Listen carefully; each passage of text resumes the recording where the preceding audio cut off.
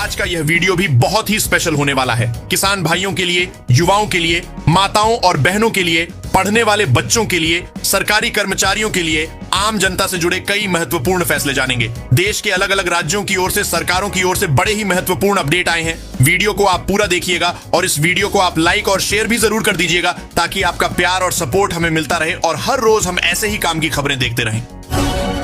बिहार में अब state highway और बड़े पुलों पर फिर से टोल टैक्स वसूली की तैयारी शुरू हो गई है। सम्राट चौधरी सरकार नई टोल पॉलिसी लाने जा रही है, जिसके तहत आम लोगों को सड़क इस्तेमाल करने पर शुल्क देना पड़ सकता है। इसके साथ ही जमीन के सर्किल रेट बढ़ाने की भी तैयारी है। सरकार का दावा है कि इससे विकास योजनाओं के लिए राजस्व बढ़ेगा, लेकिन आम जनता पर अतिरिक्त बोझ बढ़ने की चर्चा तेज हो गई है। बिहार के किसानों के लिए बड़ी खुशखबरी है। राज्य सरकार की कृषि यंत्रीकरण योजना के तहत किसानों को खेती के आधुनिक उपकरण खरीदने पर 80% तक अनुदान दिया जाएगा। कैमूर और भागलपुर समेत कई जिलों के किसानों ने इस योजना में अहम योगदान दिया है। सरकार का कहना है कि इससे छोटे और मध्यम किसानों को सीधा फायदा मिलेगा और खेती करना पहले से ज्यादा आसान और सस्ता होगा। बिहार की राजनीति में उस वक्त हलचल तेज हो गई जब जेडीयू नेता आनंद मोहन सिंह ने बड़ा बयान देते हुए कहा कि जेडीयू अब सिर्फ थैली पार्टी बनकर रह गई है और नीतीश कुमार को राजनीति में किनारे कर दिया गया है। वहीं जेडीयू ने पलटवार करते हुए कहा कि बेटे को मंत्री नहीं बनाए जाने से आनंद मोहन नाराज हैं। इस बीच आरजेडी ने भी आनंद मोहन के बयान का समर्थन कर बिहार की सियासत को और गर्मा दिया है। बिहार में जमीन विवाद से जुड़े मामलों को लेकर सरकार ने बड़ी सुविधा शुरू की है। अब अगर आपका मामला डीसीएलआर कोर्ट में चल रहा है तो उसकी स्थिति घर बैठे ऑनलाइन देख सकते हैं। सरकार का उद्देश्य है कि रैयती और निजी जमीन विवादों का तेजी से निपटारा हो और लोगों को बार बार कोर्ट के चक्कर न लगाने पड़े। इससे जमीन विवाद मामलों में पारदर्शिता और सहूलियत दोनों बढ़ेंगी।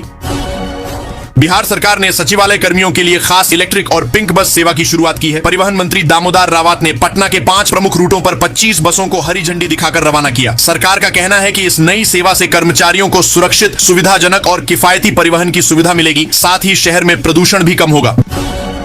बिहार के आरा शहर में पाइप नेचुरल गैस यानी पीएनजी सेवा का विस्तार तेजी से किया जा रहा है। शहर के कई इलाकों में पाइपलाइन बिछाने का काम जारी है, जिससे लोगों को घर तक गैस की सुविधा मिलेगी। वहीं केंद्र सरकार ने नो ड्यूल गैस कनेक्शन नीति लागू की है, जिसके तहत एक ही घर में एक समय पर सीमित गैस कनेक्शन व्यवस्था को बढ़ावा दिया जाएगा। पटना की बांकीपुर विधानसभा सीट अब बिहार की सबसे चर्चित सीट बनती जा रही है। बीजेपी के राष्ट्रीय अध्यक्ष बनने के बाद सीट खाली होने से उपचुनाव की सरगर्मी तेज है। इस बीच चर्चा है कि प्रशांत किशोर खुद जन सुराज की ओर से मैदान में उतर सकते हैं। अगर ऐसा होता है तो बीजेपी के गढ़ माने जाने वाले बांकीपुर में मुकाबला बेहद दिलचस्प हो सकता है और इस सीट पर पूरे देश की नजर रहेगी। बिहार पुलिस में नौकरी का सपना देख रहे युवाओं के लिए बड़ी खुशखबरी है। बिहार पुलिस ने स्पेशल असिस्टेंट पुलिस के 15,821 पदों पर बम्पर भर्ती निकाली है। खास बात यह है कि इस भर्ती में 52 साल तक के उम्मीदवार भी आवेदन कर सकते हैं। आवेदन प्रक्रिया 15 मई से शुरू हो चुकी है और 14 जून तक चलेगी। चयनित अभ्यर्थियों को 25 से 35 हजार रुपए तक वेतन मिलेगा। बिहार में 19 मई से शुरू होने वाले सहयोग शिविर को लेकर सरकार अब पूरी तरह एक्शन मोड में है। जनता की शिकायतों की निगरानी अब सीधे मुख्यमंत्री सचिवालय से की जाएगी। सरकार ने रियल टाइम मॉनिटरिंग सिस्टम लागू किया है, जिससे हर शिकायत के समाधान पर नजर रखी जाएगी। लापरवाही करने वाले अधिकारियों और कर्मचारियों पर सख्त कार्रवाई भी तय मानी जा रही है। मधेपुर में भ्रष्टाचार के आरोप में बड़ी कार्रवाई हुई है। तत्कालीन प्रखंड शिक्षा पदाधिकारी मर्जीना खातून को टीसी पर हस्ताक्षर करने के बदले रिश्वत लेने के आरोप में निलंबित कर दिया गया है। मामले की शिकायत मिलने के बाद जांच की गई, जिसके बाद विभाग ने यह कार्रवाई की है। इस घटना के बाद शिक्षा विभाग में हड़कंप मचा हुआ है।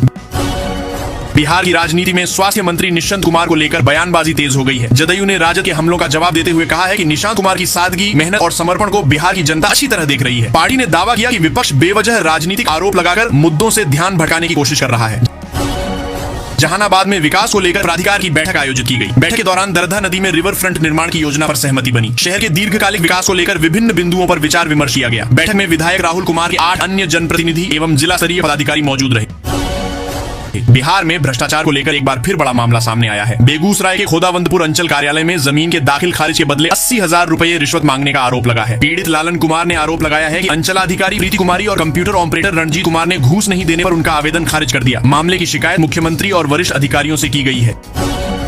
ऑनलाइन दवा बिक्री और नई दवा नीति के विरोध में बिहार समेत पूरे देश में केमिस्ट संगठनों ने 24 घंटे के बंद का ऐलान किया है। शनिवार रात से रविवार रात तक बिहार की करीब 40,000 और देश भर की 12,50,000 दवा दुकानें बंद रहेंगी। हालांकि मरीजों को राहत देते हुए आपातकालीन दवा सेवाएं और जरूरी मेडिकल सुविधाएं जारी रखने की बात कही गई है। राजगीर मलमास मेला 2026 को लेकर श्रद्धालुओं की तैयारियां शुरू हो गई हैं। पटना से राजगीर पहुंचने के लिए ट्रेन, बस और निजी वाहनों के कई विकल्प मौजूद हैं। वहीं टोल फ्री रास्तों की जानकारी भी लोगों को दी जा रही है ताकि सफर आसान हो सके। प्रशासन का कहना है कि मेले की प्रमुख तिथियों पर भारी भीड़ उमड़ सकती है, इसलिए यात्रियों को पहले से योजना बनाकर निकलने की सलाह दी गई है। सिवान में बिहार पुलिस ने ऑपरेशन लंगड़ा के तहत बड़ी कार्रवाई करते हुए जामापुर ज्वेलरी लूटकांड के मुख्य आरोपी अंकित कुमार सिंह को एनकाउंटर में घायल कर दिया। पुलिस की गोली आरोपी के दोनों घुटनों को आर पार कर गई, जिसके बाद उसे इलाज के लिए पटना रेफर किया गया है। बिहार में त्रिस्तरीय पंचायत चुनाव 2026 की तैयारियां तेज हो गई हैं। पंचायती राज मंत्री दीपक प्रकाश ने बताया कि इस बार आरक्षण रोस्टर में बड़ा बदलाव होगा, जो जनसंख्या के आधार पर तय किया जाएगा। नए आरक्षण लागू होने से गांव की राजनीति का पूरा समीकरण बदल सकता है और कई नए चेहरे चुनावी मैदान में उतर सकते हैं। बिहार में डीबीटी योजना ने बनाया नया रिकॉर्ड। पिछले वित्तीय वर्ष में 49,622 करोड़ रुपए सीधे 17 करोड़ 37 लाख लाभार्थियों के खातों में भेजे गए। सरकार का दावा है कि इस व्यवस्था से बिचौलियों की भूमिका खत्म हुई है और योजनाओं में पारदर्शिता बढ़ी है। अब लोगों को सरकारी सहायता का पैसा सीधे उनके बैंक खाते में मिल रहा है। बिहार के सासाराम रेलवे स्टेशन पर उस वक्त अफरा तफरी मच गई जब सासाराम पटना पैसेंजर ट्रेन के एक खाली कोच में अचानक आग लग गई। मौके पर मौजूद रेल कर्मियों और फायर ब्रिगेड की टीम ने तेजी से कार्रवाई करते हुए आग पर काबू पा लिया। राहत की बात यह रही कि इस घटना में कोई हताहत नहीं हुआ। वहीं रेलवे ने मामले की जांच के लिए उच्च स्तरीय समिति का गठन कर दिया है। बिहार में गर्मी का सितम लगातार बढ़ता जा रहा है। राजधानी पटना समेत दक्षिण बिहार के कई जिलों में उमस भरी गर्मी और लू से लोग बेहाल हैं। पटना में इस सीजन में पहली बार तापमान 40.6 डिग्री सेल्सियस दर्ज किया गया है। मौसम विभाग ने लोगों को दोपहर में सावधानी बरतने और जरूरी होने पर ही घर से बाहर निकलने की सलाह दी है। नीट परीक्षा रद्द होने के बाद अब सियासत तेज हो गई है। राजद ने छात्रों की आत्महत्याओं के लिए केंद्र सरकार और एनटीए को जिम्मेदार ठहराया है। पार्टी का कहना है कि परीक्षा व्यवस्था में लगातार गड़बड़ी से छात्र मानसिक दबाव में है। वहीं राजद ने बिहार में नई सरकार के कार्यकाल में बढ़ते अपराधों को लेकर भी चिंता जताते हुए कानून व्यवस्था पर सवाल उठाए हैं। लखीसराय में बढ़िया कॉलेज घाट से रामपुर NH 80 तक बनने वाली 23.9 किलोमीटर सड़क परियोजना की रफ्तार अब तेज होगी। भूमि अधिग्रहण और मुआवजे के विवाद के कारण रुका काम जल्द शुरू कराने के लिए केंद्रीय मंत्री राजीव रंजन सिंह ने जिलाधिकारी को सख्त निर्देश दिए हैं। बाधा पहुंचाने वालों पर कार्रवाई और जरूरत पड़ने पर पुलिस बल तैनात कर सड़क निर्माण जल्द पूरा करने को कहा गया है।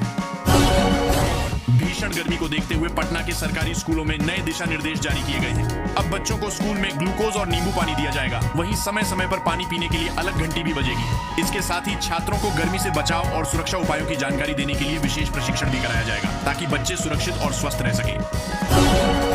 बिहार में बीपीएससी TR4 को लेकर छात्रों का आंदोलन फिर तेज हो गया है। छात्र नेता खुशबू पाठक ने ऐलान किया है कि 20 मई को पटना कॉलेज से थाली क्रांति आंदोलन निकाला जाएगा। छात्रों की मांग है कि सरकार जल्द TR4 का नोटिफिकेशन जारी करे, नहीं तो आंदोलन जारी रहेगा। वहीं शिक्षा मंत्री से बातचीत के बाद भी छात्रों ने साफ कर दिया है कि आश्वासन नहीं, अब सिर्फ नोटिफिकेशन चाहिए। लोकसभा चुनाव के बाद बिहार की राजनीति में दल बदल का दौर लगातार जारी है। भाजपा ओबीसी प्रकोष्ठ के प्रदेश प्रवक्ता भारत चौरसिया ने भाजपा छोड़कर राजद का दामन थाम लिया है। राजनीतिक गलियारों में इसे भाजपा के लिए बड़ा झटका माना जा रहा है। माना जा रहा है कि आने वाले दिनों में बिहार की राजनीति में और भी बड़े बदलाव देखने को मिल सकते हैं। बिहार के अररिया जिले के पोठिया में दर्दनाक सड़क हादसा हुआ है। नेशनल हाईवे 27 पर तेज रफ्तार पिकअप वाहन की चपेट में आने से 10 वर्षीय बच्चे की मौके पर ही मौत हो गई। हादसे के बाद इलाके में अफरा तफरी मच गई। वहीं पुलिस ने मौके पर पहुंचकर मामले की जांच शुरू कर दी है। बिहार की राजनीति में एक बार फिर हलचल तेज हो गई है। तेज प्रताप यादव ने गीता पर कसम खाकर कहा है कि वह अब कभी आरजेडी में वापस नहीं जाएंगे। इतना ही नहीं, उन्होंने प्रधानमंत्री नरेंद्र मोदी को पसंद करने की बात भी कही है। परिवार, राजनीति और भोजपुरी संगीत को लेकर दिए गए उनके बयानों से बिहार की सियासत में नई चर्चा शुरू हो गई है। पटना में आयोजित संस्कारशाला संवाद कार्यक्रम में बच्चों के बढ़ते स्क्रीन टाइम और मोबाइल की लत को लेकर चिंता जताई गई। शिक्षाविदों और विशेषज्ञों ने कहा कि अभिभावकों को बच्चों से दोस्ताना रिश्ता बनाना चाहिए और उनकी डिजिटल दुनिया को समझना होगा। कार्यक्रम में संस्कारशाला अभियान की जानकारी देते हुए बच्चों के बेहतर संस्कार और मानसिक विकास पर भी जोर दिया गया। IPL 2026 में बिहार के लाल वैभव सूर्यवंशी का बल्ला जमकर बोल रहा है। राजस्थान रॉयल्स के युवा बल्लेबाज ने दिल्ली कैपिटल्स के खिलाफ 21 गेंदों में 46 रन की तूफानी पारी खेलते हुए बड़ा रिकॉर्ड अपने नाम कर लिया। वैभव अब एक IPL सीजन में सबसे ज्यादा छक्के लगाने वाले भारतीय बल्लेबाज बन गए हैं। उन्होंने 43 छक्कों के साथ विराट कोहली और अभिषेक शर्मा जैसे खिलाड़ियों को पीछे छोड़ दिया है। राष्ट्रीय चिकित्सा आयोग के निर्देश के बाद अब देश भर के मेडिकल कॉलेज अस्पतालों में मरीजों का डिजिटल स्वास्थ्य रिकॉर्ड रखना अनिवार्य कर दिया गया है। सभी डीन, अधीक्षक और प्राचार्यों को इस व्यवस्था को तेजी से लागू करने के निर्देश जारी किए गए हैं, जिससे इलाज की प्रक्रिया और अधिक पारदर्शी और प्रभावी हो सके। बिजली उपभोक्ताओं के लिए बड़ा बदलाव प्रस्तावित है, जिसमें केंद्रीय विद्युत प्राधिकरण ने सुझाव दिया है कि भविष्य में बिजली बिल यूनिट खपत के बजाय फिक्स मासिक शुल्क पर आधारित हो सकता है। यदि यह प्रस्ताव लागू होता है तो कम बिजली उपयोग करने पर भी उपभोक्ताओं को तय शुल्क चुकाना पड़ेगा, जिससे आम लोगों की जेब पर अतिरिक्त बोझ बढ़ सकता है। पटना के एन सिन्हा सामाजिक अध्ययन संस्थान में जमीयत उलेमा ए हिंद द्वारा आयोजित समाज सुधार संगोष्ठी में मंत्री श्रवण कुमार ने शिरकत की, जहां उन्होंने कहा कि बिहार में नीतीश कुमार द्वारा लागू शराबबंदी से गरीबों, मजदूरों और युवाओं को नशे की बुराइयों से बचाने में मदद मिली है और समाज सुधार की दिशा में यह एक अहम कदम है। बिहार में शिक्षा व्यवस्था को मॉडर्न बनाने के लिए कई पहल किए जा रहे हैं। ऐसे में तकनीकी शिक्षा को और बेहतर बनाने के लिए राज्य के 10 इंजीनियरिंग कॉलेजों में अब आर्टिफिशियल इंटेलिजेंस AI और मैथमेटिक्स एंड कंप्यूटिंग की पढ़ाई शुरू होगी। अखिल भारतीय तकनीकी शिक्षा परिषद AICTE ने इसकी मंजूरी दे दी है। बिहार भाजपा में संगठनात्मक पुनर्गठन की प्रक्रिया अंतिम चरण में पहुंच गई है, जहां प्रदेश अध्यक्ष संजय सरावगी की नई टीम के गठन के साथ ही पार्टी विभिन्न मोर्चों के अध्यक्षों के नामों की जल्द घोषणा करने की तैयारी में है। गौतम अडानी ने बिहार में अगले 2 से 3 वर्षों के भीतर 50 से 60 हजार करोड़ रुपए के निवेश की घोषणा की है, जो बिजली, सड़क, लॉजिस्टिक्स और सामाजिक बुनियादी ढांचे के विकास क्षेत्रों में किया जाएगा। बिहार भूमि पोर्टल के तहत राजस्व एवं भूमि सुधार विभाग ने ई-मापी के लिए शुल्क निर्धारित कर दिया है, जिसमें ग्रामीण क्षेत्रों में प्रति खेसरा 500 रुपए और शहरी क्षेत्रों में 1000 रुपए शुल्क लिया जाएगा। यह प्रक्रिया ऑनलाइन होगी, जिससे पारदर्शिता बढ़ेगी और जमीन से जुड़े विवादों में कमी आएगी। ललित नारायण मिथिला विश्वविद्यालय के अंतर्गत मुख्यमंत्री कन्या उत्थान योजना में वेबसाइट होने के कारण करीब 73,000 छात्राओं का डेटा अपलोड नहीं हो सका है, जिससे दरभंगा सहित 4 जिलों की स्नातक पास छात्राओं को मिलने वाली 50-50 हजार रुपए की प्रोत्साहन राशि फिलहाल अटक गई है। नेता प्रतिपक्ष तेजस्वी यादव ने बिहार की NDA सरकार पर कानून व्यवस्था, महंगाई और शासन व्यवस्था को लेकर बड़ा हमला बोला है। उन्होंने आरोप लगाया कि सरकार के पास विकास का कोई स्पष्ट विजन नहीं है और मौजूदा हालात में बिहार लगातार पिछड़ता जा रहा है।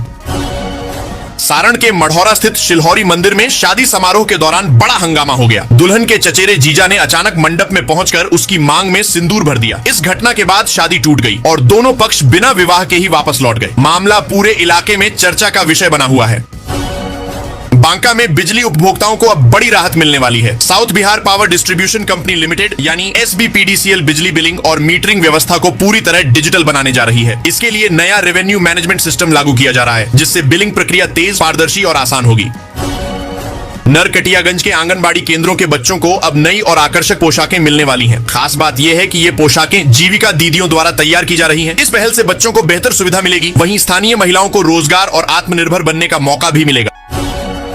पटना जिला शिक्षा कार्यालय ने शिक्षकों और कर्मचारियों के लिए नए सख्त दिशा निर्देश जारी किए हैं। अब स्कूलों में अनुशासनहीनता या शैक्षणिक माहौल खराब करने पर कड़ी कार्रवाई की जाएगी। विभाग ने सभी शिक्षकों और कर्मियों को नियमों का पालन करने और बेहतर शिक्षा व्यवस्था बनाए रखने का निर्देश दिया है। आयकर विभाग ने वित्तीय वर्ष 2025 से 26 के लिए ITR 1 और ITR 4 फॉर्म के जरिए ऑनलाइन रिटर्न फाइलिंग शुरू कर दी है। विभाग ने करदाताओं को सही फॉर्म चुनकर समय पर रिटर्न भरने की सलाह दी है, ताकि आखिरी समय की परेशानी और नोटिस से बचा जा सके। नेपाल के सुप्रीम कोर्ट ने भारत नेपाल सीमा से लाए जाने वाले 100 रुपए से अधिक कीमत के दैनिक उपयोग के सामान पर कस्टम शुल्क वसूली पर फिलहाल अंतरिम रोक लगा दी है। कोर्ट के इस फैसले से सीमा क्षेत्र के लोगों को बड़ी राहत मिली है और अब मामले की अगली सुनवाई तक पुरानी व्यवस्था लागू रहेगी। बिहार में इस बार प्री मानसून ने समय से पहले ही जोर पकड़ लिया है। 1 मार्च से 7 मई तक राज्य में सामान्य से 206% ज्यादा बारिश दर्ज की गई है। पूर्णिया में सबसे अधिक 234 मिलीमीटर वर्षा हुई, जबकि अरवल सबसे सूखा जिला रहा। मौसम विभाग ने 21 मई तक बारिश और वज्रपात को लेकर अलर्ट जारी किया है। बिहार में होने वाले त्रिस्तरीय पंचायत चुनाव को लेकर राज्य निर्वाचन आयोग ने जनसंख्या प्रारूप प्रकाशित कर दिया है। आयोग को अब तक करीब 550 दावा और आपत्तियां प्राप्त हुई हैं। इन आपत्तियों की जांच के बाद अंतिम सूची जारी की जाएगी, जिसके आधार पर पंचायत चुनाव की आगे की प्रक्रिया तय होगी। आरा समेत देश भर के दवा दुकानदार 20 मई को देशव्यापी हड़ताल पर रहेंगे। दवा व्यवसायी ई-फार्मेसी और प्रीडेटरी प्राइसिंग के खिलाफ विरोध प्रदर्शन करेंगे। कारोबारियों का कहना है कि ऑनलाइन दवा बिक्री से छोटे मेडिकल स्टोर प्रभावित हो रहे हैं, इसलिए सरकार से सख्त नियम लागू करने की मांग की जा रही है। बिहार में सामाजिक सुरक्षा पेंशन योजना के तहत करीब 1 करोड़ 19 लाख बुजुर्गों, दिव्यांगों और विधवा महिलाओं की पेंशन फिलहाल रुकी हुई है। सरकार ने बताया कि नया SI स्पर्श सॉफ्टवेयर लागू होने के कारण डाटा अपडेट का काम चल रहा है। विभाग के मुताबिक अगले 5 से 6 दिनों में सभी लाभुकों के खाते में पेंशन की राशि भेज दी जाएगी। उद्योगपति गौतम अडानी ने बिहार में 50 से 60 हजार करोड़ रुपए के बड़े निवेश का ऐलान किया है। अडानी समूह सड़क, बिजली, शिक्षा, लॉजिस्टिक हब और स्वास्थ्य क्षेत्र में काम करेगा। गौतम अडानी ने कहा कि सरकार के सहयोग से बिहार को विकास और औद्योगिकरण की नई रफ्तार दी जाएगी। औद्योगिक नगरी बेगूसराय में रोजी रोटी की तलाश में बड़ी संख्या में मजदूर पहुंच रहे हैं। वहीं सदर अस्पताल आने वाले गरीब मरीजों के परिजन, रिक्शा चालक और दिहाड़ी मजदूर आर्थिक तंगी के बीच 2 वक्त की रोटी के लिए संघर्ष करते नजर आ रहे हैं। बढ़ती महंगाई और बेरोजगारी ने गरीब तबके की मुश्किलें और बढ़ा दी हैं। वेस्ट चंपारण के किसानों के लिए बड़ी राहत की खबर है। जल जमाव वाले गन्ने के खेतों की समस्या दूर करने के लिए जी राम जी योजना के तहत 82 सिंचाई योजनाओं को मंजूरी मिल गई है। इससे खेतों में पानी निकासी बेहतर होगी और किसानों की फसल को नुकसान से बचाया जा सकेगा। गौतम अडानी बिहार में अगले 3 से 4 वर्षों में 50 से 60 हजार करोड़ रुपए निवेश करने का बड़ा ऐलान किया है। उन्होंने कहा कि ऊर्जा, सड़क, इंफ्रास्ट्रक्चर और सामाजिक विकास के क्षेत्र में अडानी समूह सरकार के साथ मिलकर काम करेगा। गौतम अडानी ने मुख्यमंत्री सम्राट चौधरी की भी जमकर तारीफ की और बिहार को तेजी से विकास के रास्ते पर ले जाने की बात कही। समासीपुर के विभूतिपुर में दर्दनाक सड़क हादसे में 18 वर्षीय इंटर छात्र सोनू कुमार की मौत हो गई। तेज रफ्तार अनियंत्रित ट्रक ने बाइक सवार छात्र को टक्कर मार दी, जिससे मौके पर ही उसकी जान चली गई। घटना के बाद परिवार में मातम पसरा है और इलाके में शोक का माहौल है। जमुई के डीओ ने TRI 1, TRI 2 और TRI 3 के तहत नियुक्त शिक्षकों की सेवा पुस्तिका 15 दिनों के भीतर अपडेट करने का सख्त निर्देश जारी किया है। विभाग ने चेतावनी दी है कि तय समय में कार्य पूरा नहीं होने पर संबंधित अधिकारियों पर कार्रवाई की जाएगी।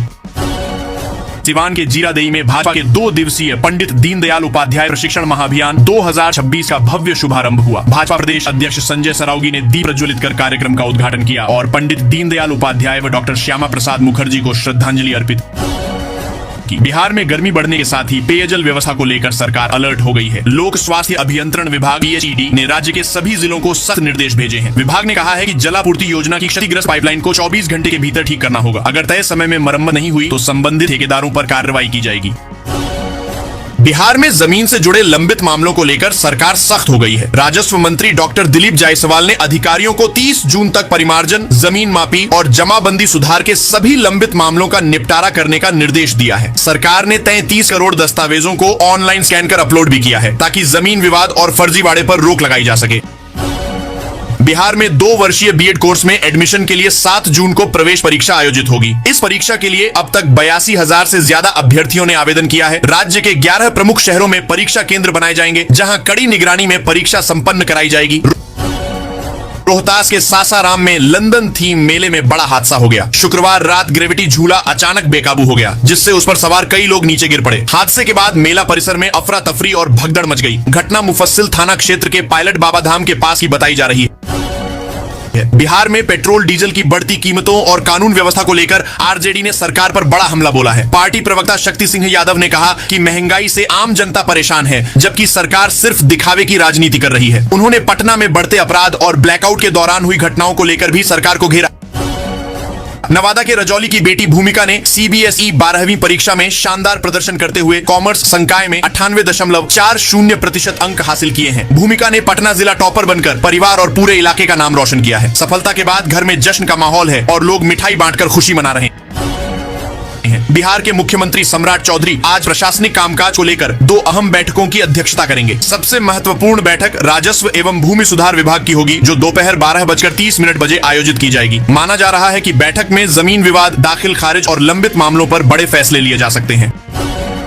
राजधानी पटना में पुलिस को बड़ी कामयाबी मिली है। दीदारगंज समेत अलग अलग थाना क्षेत्रों में हुए चर्चित हत्याकांडों में शामिल 4 अपराधियों को गिरफ्तार किया गया है। पुलिस के मुताबिक 7 मई को हर्ष हत्याकांड में शामिल 2 आरोपी मुखू और गौरव को भी दबोचा गया है। हालांकि हत्या में इस्तेमाल हथियार की तलाश अभी जारी है। बिहार में उद्योग और रोजगार को बढ़ावा देने की दिशा में बड़ा फैसला लिया गया है। सरकार ने मुजफ्फरपुर और किशनगंज में नई सीमेंट फैक्ट्रियों के साथ हाजीपुर में राष्ट्रीय स्तर के फूड टेक्नोलॉजी संस्थान की स्थापना को मंजूरी दे दी है। मुख्यमंत्री सम्राट चौधरी ने कहा कि इससे राज्य में निवेश, रोजगार और विकास को नई रफ्तार मिलेगी। सासाराम में बालू माफियाओं का आतंक लगातार बढ़ता जा रहा है। ट्रैफिक सिपाही मुकेश कुमार को बालू लदे ट्रैक्टर से कुचलकर गंभीर रूप से घायल कर दिया गया, जिन्हें वाराणसी रेफर किया गया है। हैरानी की बात यह है कि 2 दिनों में पुलिस पर बालू माफिया का यह दूसरा हमला है। यह थी आज की बिहार की टॉप बड़ी खबरें। इसी तरह से बिहार की